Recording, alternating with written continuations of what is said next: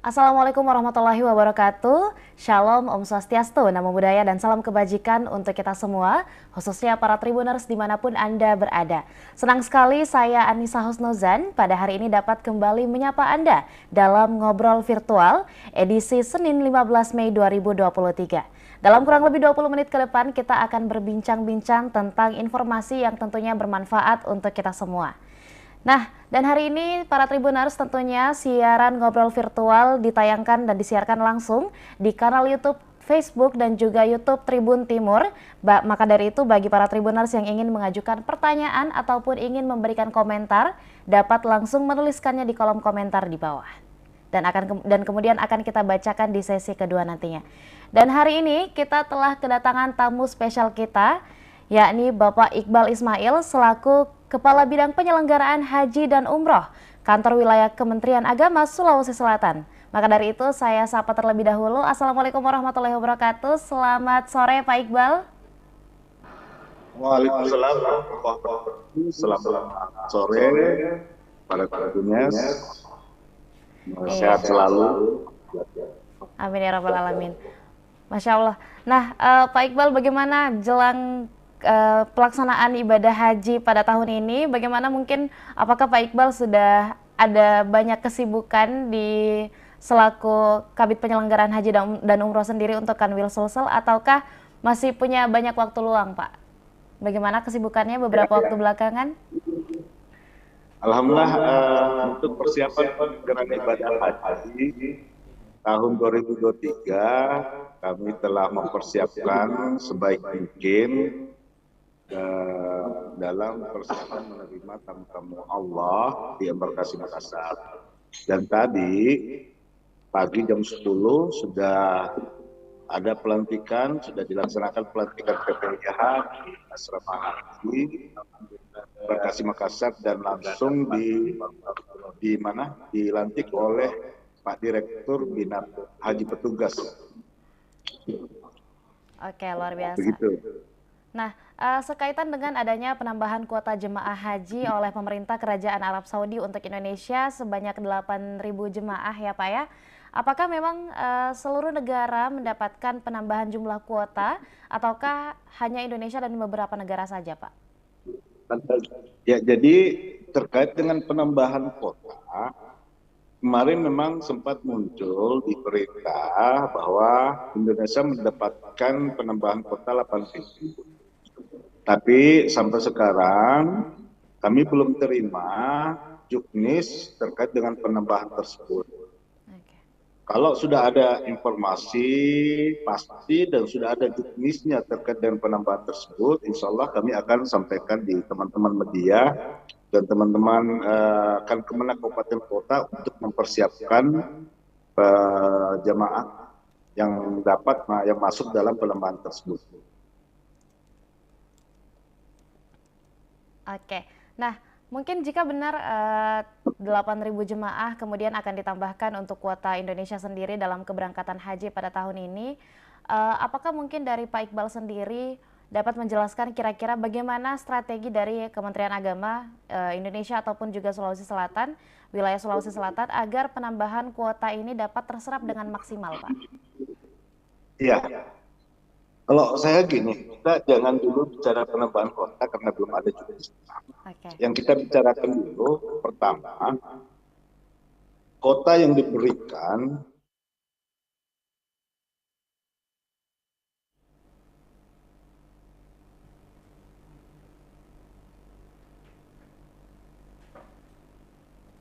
Maaf Pak, boleh dinyalakan dulu mikrofonnya karena tidak terdengar.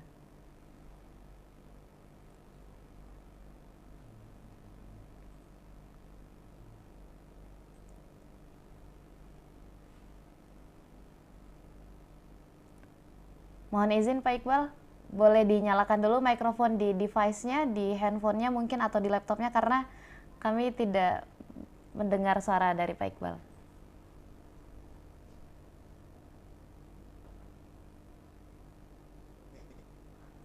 Kami harapkan haji yang sampai saat ini belum melunasi agar segera melunasi, dan jemaah haji cadangan, kemarin bisnisnya kami diberikan jemaah haji cadangan 20%. Nah, nama-nama jemaah cadangan yang 20% itu agar segera melunasi, agar dapat menutupi kota-kota yang belum dilunasi oleh jemaah lainnya. Susan? Iya Pak. Iya. Iya, maaf tadi sempat terpotong sedikit Pak. Jadi kami hanya dapat mendengarkan ketika Bapak menyampaikan bahwa dihimbau kepada para calon jemaah haji cadangan untuk segera melunasi. Apakah ada informasi penting sebelumnya Pak yang mungkin belum sempat terdengar? Ya. Kemarin ada juknis keluar terkait dengan perpanjangan pelunasan yang sebelumnya tanggal 5 ke tanggal 12, terus perpanjangan lagi sampai tanggal 19 Mei pelunasan. Jadi harapan kami yang pertama, jamaah haji yang sampai saat ini kurang lebih 461 jamaah yang belum melunasi itu, tolong segera melunasi kotanya agar dapat berangkat pada tahun ini. Yang kedua, nama-nama cadangan lunas yang telah disampaikan di dalam Dikan Kemenak Sulawesi Selatan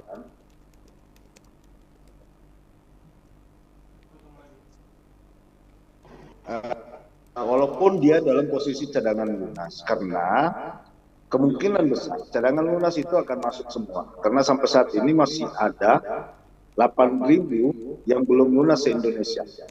Nah, bagi cadangan lunas, bila ingin bila namanya masuk dalam cadangan lunas, kami harapkan segera melunasi dan kami sudah sampaikan di Kemenak agar diproses administrasinya, baik itu paspornya, visanya, dan lain-lain. Insya Allah, kalau kota-kota provinsi lain sudah digunakan, akan digunakan oleh cadangan lunas tersebut. Iya, baik Pak. Ya, berarti untuk para jemaah haji yang namanya sudah terdaftar, baik itu sebagai calon jemaah haji pun sebagai calon jemaah haji cadangan ya Pak ya, untuk segera melunasi pembayarannya dan dimudahkan keberangkatannya hingga pemberangkatan nantinya. Nah, mungkin hingga hari ini Pak Iqbal, bagaimana persiapan pelaksanaan haji untuk tahun ini khususnya di wilayah Sulawesi Selatan Pak? Sudah sejauh mana dan apa-apa saja yang sudah dipersiapkan untuk para calon jemaah haji, Pak? Ya, terima kasih. Tadi kami setelah pelantikan, kami meminta laporan masing-masing bidang terkait dengan persiapan pelaksanaan ibadah haji tahun ini. Dan alhamdulillah semua melaporkan bahwa pada intinya pelaksanaan haji mereka sudah siap 100%, tinggal menunggu waktu. Terkait masalah dokumen, ini yang belum kami pastikan, ini terkait masalah dokumen haji, penyusunan kloter, karena masih ada waktu yang diberikan dalam rangka pelunasan. Nanti setelah pelunasan selesai, baru kami bisa menyusun kloter dengan sebaik-baiknya, karena sudah pasti bahwa jemaah yang akan berangkat melalui embarkasi Makassar sekian ribu. Mungkin itu sementara. Iya, luar biasa. Nah, lantas untuk persiapan jemaah haji sendiri untuk wilayah Sulsel ataupun mungkin di Indonesia secara umum, apakah sudah terbit rencana perjalanan haji untuk tahun 2023 ini, Pak? Pak Iqbal? Ya, jadi jadwal sementara, ya, jadwal pemberangkatan kloter pertama masuk itu rencana tanggal 23 Mei jam 8 pagi. Dan kami akan berangkatkan pada tanggal 24 Mei jam 02.45. Begitu pula dengan kloter kedua, ya, jam 8 malam, jam 20.00, tanggal 24, jam 20.00, masuk asrama haji, dan kami akan berangkatkan tanggal 25, jam 4 sore.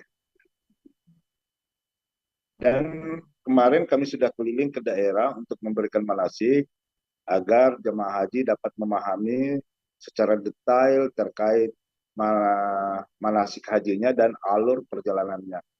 Dan insya Allah besok kami lanjut lagi ke daerah Sidrap dan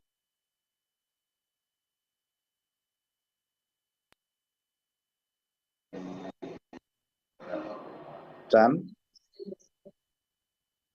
Terputus sebentar. Halo. Iya, iya.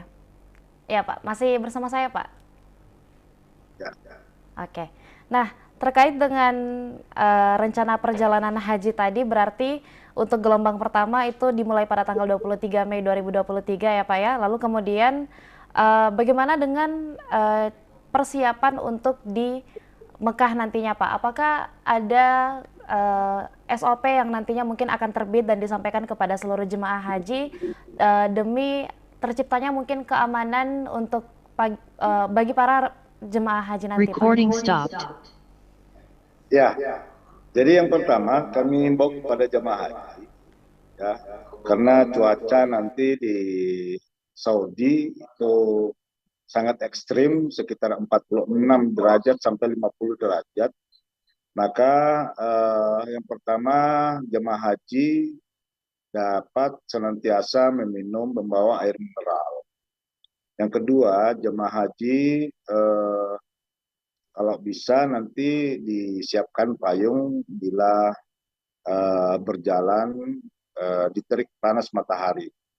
Dan yang ketiga, membawa semprot-semprot lah untuk membasahi muka agar muka kita tidak kepanasan ya. Selanjutnya untuk persiapan kementerian di sana dalam melayani jemaah haji, hotel sudah alhamdulillah sudah 100% ya, dan konsumsi sudah 100%. Tinggal menunggu waktu perjalanan ibadah haji, yaitu di tanggal 23. Dan panitia-panitia pusat, panitia Saudi Arabia yang dari Indonesia, itu akan berangkat di tanggal 19 Mei, ya, yang di Madinah, dan 27 Mei yang tugas di Mekah. Nah, kami salah satu petugas yang masuk di situ dalam melayani jamaah haji di Mekah di sektor 4. Sektor 4 itu akan melayani jamaah embarkasi Makassar sendiri dan jamaah haji dari Solo. Insya Allah kita akan ketemu di Makkatul Mukarramah. Iya. Sampai hari ini sendiri, Pak Iqbal, berapa jumlah kuota yang diberikan untuk wilayah Sulawesi Selatan dalam pelaksanaan haji pada tahun ini, Pak? Boleh mungkin dijelaskan kepada para Tribuners? Ya, untuk tahun ini Sulawesi Selatan mendapat kuota sebanyak 7.272 sampai saat ini. Tetapi itu pun masih ada 461 yang belum lunas. Makanya kami himbau, kami harapkan bagi jemaah haji yang sudah masuk kotanya agar segera melunasi. Dan jemaah cadangan lunas, segera melunasi juga untuk mengantisipasi bila kota-kota tersebut yang tidak lunas agar dapat ditutupi oleh dari jemaah Sulawesi Selatan sendiri. Baik, Pak. Nah, sekaitan mungkin dengan pelaksanaan ibadah haji, tentunya ada beberapa daerah yang mungkin daftar tunggunya itu cukup banyak dan juga ditentukan tentunya karena adanya peningkatan atau banyaknya masyarakat yang ingin melaksanakan ibadah haji setiap tahunnya. Setiap tahun tentunya semakin bertambah dan juga daftar tunggu juga semakin banyak. Nah, boleh mungkin dijelaskan untuk wilayah Sulsel sendiri, daerah mana yang menjadi kabupaten ataupun kota yang memiliki daftar tunggu yang paling banyak, Pak? Kalau daftar tunggu untuk di Sulawesi Selatan, ratanya atau rata-ratanya itu sekitar 34 tahun.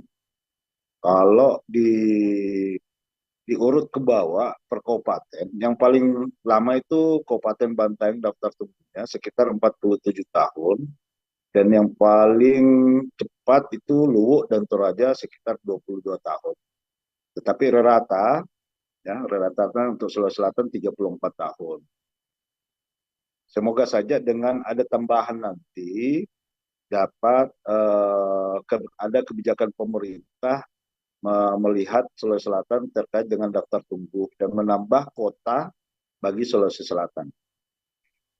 Iya. Sekaitan dengan adanya waktu tunggu untuk para calon jemaah haji, apakah mungkin ada cara jika masyarakat ingin melaksanakan ibadah haji dengan waktu yang mungkin lebih cepat dibandingkan harus ikut ke daftar tunggu yang seperti yang tadi Bapak sampaikan itu bisa memakan waktu untuk selesai sendiri 22 tahun hingga mungkin lebih dari 30 tahun, Pak. Apakah ada cara lain untuk bisa berangkat lebih cepat, Pak?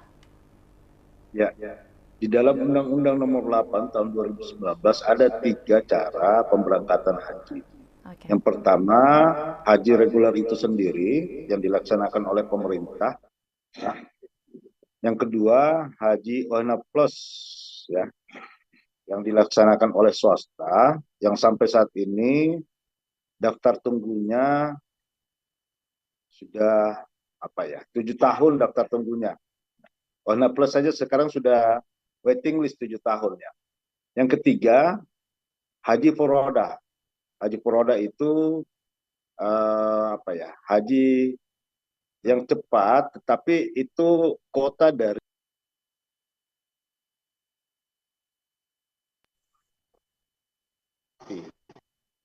visa-visa yang bisa dikeluarkan oleh Arab Saudi dari visa-visa sultan di sana atau undangan. Nah, itu ada 2 cara. Kalau ONA Plus itu 7 tahunan waiting list, kalau furoda memang pada tahun ini juga, tetapi kota yang tidak pasti, dan itu dilaksanakan oleh swasta. Sendiri Pak, bagaimana mungkin dari haji furoda itu sekaitan dengan legalitasnya Pak? Kalau legalitas, semua furoda itu dilaksanakan oleh swasta atau penyelenggara ibadah haji khusus ya. Oke. Itu yang melaksanakan adalah PIHK, penyelenggara ibadah haji khusus yang berizin. Yang tidak jelas itu adalah visanya. Visanya. Kadang ada, kadang juga tidak. Makanya ini haji yang tak pasti namanya kalau furada itu. Ya. Tahun kemarin baru terlaksana itu furada. Peminat furada itu tahun kemarin sekitar 7.000. Yang berangkat hanya sekitar 1.000 lebih, hampir 2.000-an.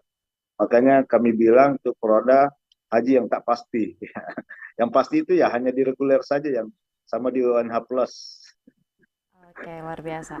Nah, lantas boleh mungkin Pak dijelaskan sedikit atau disampaikan kepada para Tribuners lembaga apa saja yang bisa menyelenggarakan haji furoda? Karena tentunya ini tetap membutuhkan izin untuk keberangkatan masyarakat tentunya Pak ya. Jadi boleh dijelaskan lembaga apa saja yang bisa menyelenggarakan haji furoda itu Pak? Ya, Tribuners, saya telah Kepala Bidang Haji Sosial menyampaikan bahwa pertama yang bisa menyelenggarakan haji furoda itu adalah penyelenggara ibadah haji khusus yang berizin. Jangan sampai Tribuners terlalu percaya dengan yang mengaku-mengaku oknum-oknum yang mengaku diri adalah travel tetapi tidak berizin. Apalagi haji furoda ini sangat rawan sekali dengan unsur penipuan. Kami harapkan bila ada yang menjanjikan untuk menaik haji tahun ini, jangan terlalu percaya dulu. Periksa dulu administrasi travel tersebut dan pastikan apakah bisa keluar visa atau tidak. Nah, kalau bisa keluar visa, kalau bisa bikin pernyataan atau perjanjian ya, di atas materai atau melalui akte notaris agar jelas perjanjian antara jemaah haji furodah dengan travel PIHK tersebut. Dan di situ di dalam aturan, di dalam pernyataan itu sudah jelas bahwa bila tidak keluar visanya, ya, dana jemaah haji itu akan kembali 100%. Harus diperjelas memang, jangan sampai begitu jemaah sudah membayar dan tidak keluar visanya, ada potongan-potongan yang dikeluarkan oleh PIHK atau travel haji khusus tersebut. Nah, kami harapkan dari awal sudah jelas perjanjiannya, karena ini dari awal saya bilang ini haji yang tak pasti ya. Makanya karena haji yang tak pasti, dalam pernyataan-pernyataan itu, perjanjian itu sudah jelas mana haknya travel, mana haknya jemaah. Iya, mungkin. Nah, ya terima kasih Pak. Selanjutnya mungkin sekaitan dengan tadi Bapak sempat menyampaikan untuk beberapa jemaah untuk membayar lunas pembiayaan haji mereka. Yang ingin saya tanyakan kemudian itu adalah tentang bagaimana kemudian kesepakatan sekaitan dengan besaran biaya haji yang ditentukan oleh pemerintah dan juga Kemenak sendiri tentunya Pak. Boleh dijelaskan mungkin? Ya, untuk pembayaran haji tahun ini sebanyak eh, 52 juta sekian ya. Nah, kemarin kan jemaah haji di tahun 2010 sudah membayar 25 juta. Berarti penambahan kuota yang masuk di tahun 2023 menambah sekitar 27 juta sekian. Tapi ada pun jemaah haji yang lunas tunda ya tahun 2020, 2021 dan 2022 hasil kesepakatan DPR dengan pemerintah kemarin tidak ada penambahan biaya lunas. Tidak ada biaya penambahan biaya lunas, yang ada itu kota 2023 ya mereka harus membayar 27 juta lebih. Ya, oke. Nah, namun sekaitan dengan aturan yang diterbitkan untuk melaksanakan ketentuan pasal 48 Undang-Undang Nomor 8 Tahun 2019 tentang penyelenggaraan ibadah haji dan umroh, yang mana pada pasal 11 ayat 1 Undang-Undang Nomor 34 Tahun 2014 tentang pengelolaan keuangan haji, pada bulan April kemarin Bapak Presiden Joko Widodo menerbitkan aturan terkait biaya haji 2023 ya Pak ya, yang dimana aturan biaya haji 2023 itu tertuang dalam keputusan Presiden nomor 7 tahun 2023 tentang biaya penyelenggaraan haji yang bersumber dari biaya perjalanan ibadah haji dan juga nilai manfaat. Apakah boleh dijelaskan sedikit kepada Tribuners Pak Iqbal sekaitan dengan apa yang dimaksud dengan biaya perjalanan ibadah haji, apa saja yang di cover dan juga apa yang dimaksud dengan nilai manfaat itu sendiri Pak? Ya, makasih.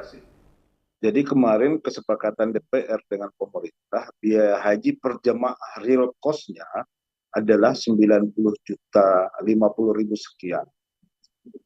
Nah, itu real cost rata-rata biaya haji per jemaah se-Indonesia antara Aceh sampai Papua.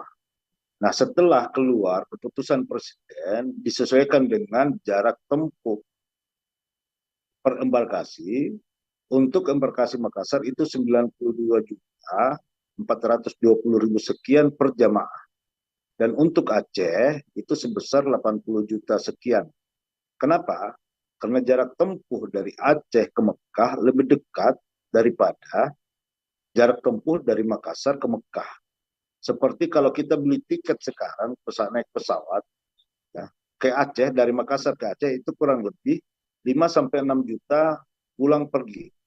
Makanya di aturan keputusan Presiden itu sudah disesuaikan dengan jarak tempuh dari embarkasi masing-masing. Nah, 92 juta 420 per jamaah. Dari itu sumbernya ada dua. Yang pertama dari jemaah haji itu sendiri sebanyak 52 juta sekian dan dari nilai manfaat 40 juta sekian. Nilai manfaat ini 52 juta. Ya. Kemarin keputusan DPR dengan pemerintah bagi jamaah haji lunas tunda 2020, 2021 dan 2022 tidak ada lagi tambahan biaya pelunasan karena mereka sudah melunasi di tahun 2020, 21 dan 22. Ya, jadi DP 25 ya tahun 2010 kemarin dan mereka pada saat 2010, 2020 kemarin menambah 13 juta penambahan pelunasan. Tapi karena tidak ada haji ya tahun 2020, 2021, 2022 ada haji tetapi hanya 46%, jadi ada yang tidak berangkat juga. Nah, ini mereka semua ya hasil keputusan rapat kemarin DPR sama pemerintah tidak ada biaya tambahan untuk diberangkatkan di tahun 2023. Bagi jemaah haji yang kuotanya masuk di 2023, mereka membayar pelunasannya 27 juta. Nah, berarti per jemaah untuk kota tahun 2023 itu dari DP tanpa pelunasan sekitar 52 juta. Nah, sumber lainnya untuk mencukupi 92 juta itu dari nilai manfaat. Apa nilai manfaat itu? Nilai manfaat itu adalah bagi hasil dari tabungan jemaah haji yang 25 juta itu di tahun 2010 ya, yang dikelola oleh Badan Pengelola Keuangan Haji. Setelah terbitnya, ya ini perlu kami sampaikan, setelah terbitnya Undang-Undang Nomor 5 tentang pengelolaan keuangan haji, sejak itu bukan lagi Kementerian Agama yang kelola dana haji. Yang kelola dana haji adalah satu badan yang dibentuk oleh Presiden, yaitu Badan Pengelola Keuangan Haji yang bertanggung jawab langsung ke Presiden. Nah, tabungan haji, ya, tabungan haji itu dikelola oleh Badan Pengelola Keuangan Haji. Dari data yang ada,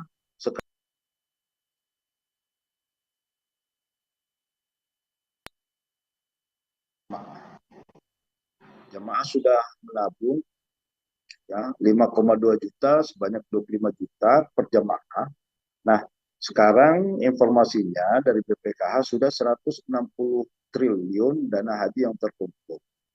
Tahun kemarin 2022 ada hasil nilai manfaat ya, dari tabungan jemaah haji itu yaitu 9 triliun.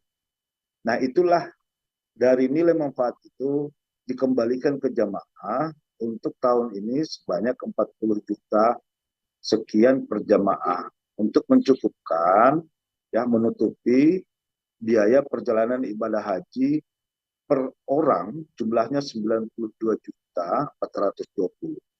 Kan begitu, Mbak. Ya, luar biasa. Nah, untuk Tribuners tentunya ada banyak sekali upaya-upaya yang dilakukan oleh Kementerian Agama khususnya ya Pak ya, dalam rangka melancarkan seluruh perjalanan ibadah haji untuk para jemaah, khususnya bagi jemaah yang sempat tertunda keberangkatannya di tahun 2020, 2021 dan juga 2022 kemarin akibat adanya COVID-19 begitu ya Pak ya. Nah, Ya. terakhir mungkin Pak yang ingin kami perdengarkan kepada para Tribuners, apa yang menjadi himbauan atau mungkin harapan dari Bapak untuk para calon jemaah haji 2023 nantinya? Ya, yang pertama kami harapkan kepada jamaah haji, pertama luruskan niat jamaah haji di dalam berangkat. Pastikan niat Bapak Ibu berangkat haji itu ya apa ya? Memang karena panggilan Allah. Bersihkan, luruskan niat hati Bapak Ibu jemaah haji agar berangkat haji itu memang memenuhi panggilan Allah. Jangan ada niat-niat lain. Insya Allah kalau hati niat kita lurus, hati kita bersih memang karena untuk memenuhi panggilan Allah, insya Allah kita akan diberikan kekuatan, kita akan diberikan kesehatan di dalam menjalankan ibadah haji. Yang kedua, jemaah haji, karena haji itu adalah ibadah fisik, kami harapkan sering-seringlah latihan, jalan pagi, ya, jalan pagi, sering dilatihan setiap hari, jalan pagi lah, dilatih kaki kita untuk berjalan kaki, karena nanti ibadah haji itu adalah ibadah fisik, baik di tawaf, baik di sa'i, maupun pada saat kita melempar jamrat. Itu fisik semua, jalan kaki semua. Ya, makanya latihan. Yang ketiga, agar sebelum berangkat, kami harapkan, mohon minta maaf kepada tetangga-tetangganya, kepada keluarganya, bila ada kesalahan. Ya.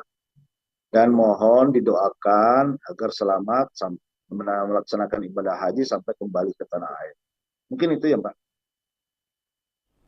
Iya, baik. Terima kasih banyak Pak Iqbal Ismail telah bersedia untuk berbincang-bincang bersama kami tentunya pada hari ini dan membahas tentang kuota dan juga perencanaan pelaksanaan ibadah haji 2023.